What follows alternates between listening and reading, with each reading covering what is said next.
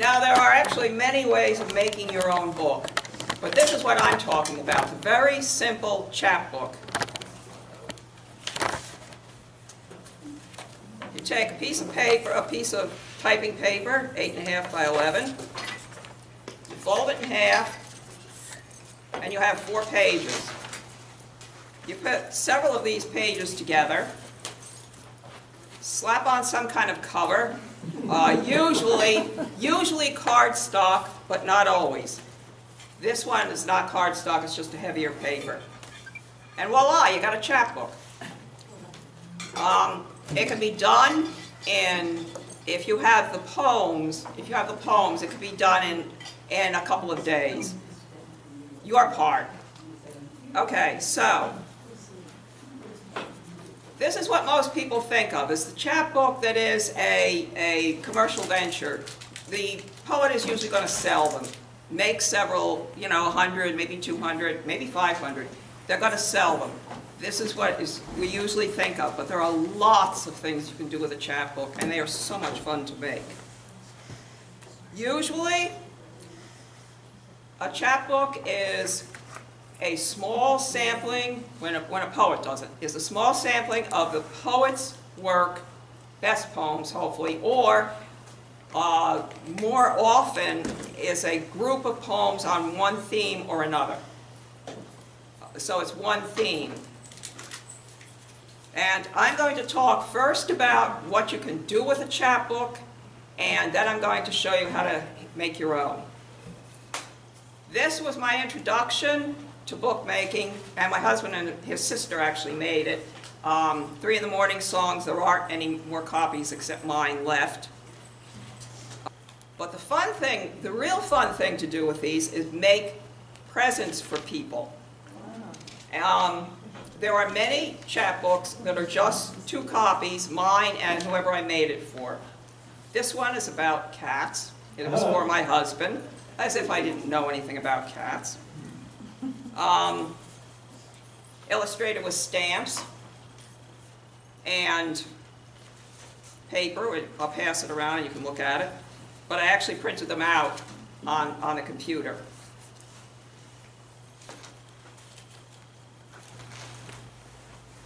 They have to fit on the page.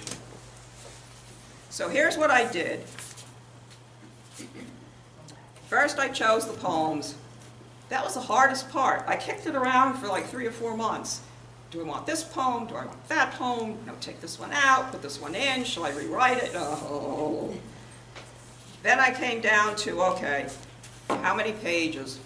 Because that's going to determine how many poems I can put in. When you're working with page folded into page, if you get too fat, your pages are going to get very difficult to manage. They're not going to lay flat. So about the best you can do in doing pages like this, which is, I consider it a signature, a single signature of poems, about the best you can do with that is 7 pages, and 7 is really pushing it.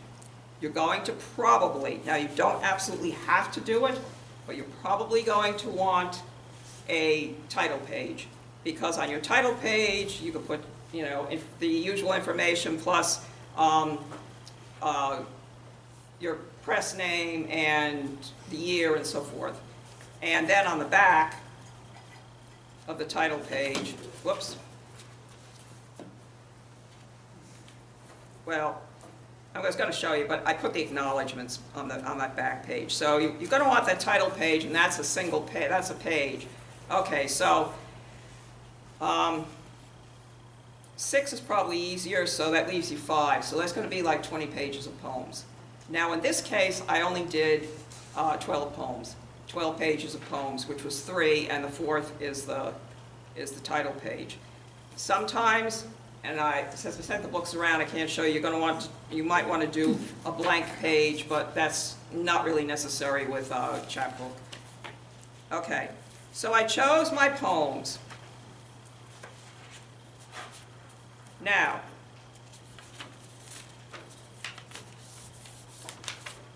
a piece of paper laid out like this is called landscape. This is portrait, this is landscape. your computer will print out landscape for you, so that even when you're printing out your original copies to start to play with, you're going to want to print it this way so you see how it lays on the page. So you go into Format, Page, and you'll get a dialog that goes into a whole bunch of stuff. Landscape, you want landscape and you want 2 columns.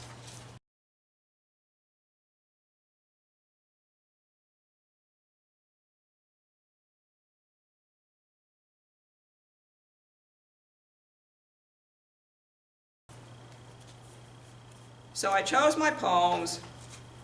I printed out my poems. I can't remember for sure if I proofread, but you should really proof. I find that I can't proofread on the computer. You should really print it out to proofread it. Okay. So, having done that, I folded my blank pages, put them together, and then I started laying it out. So once you've got it folded, it's going to open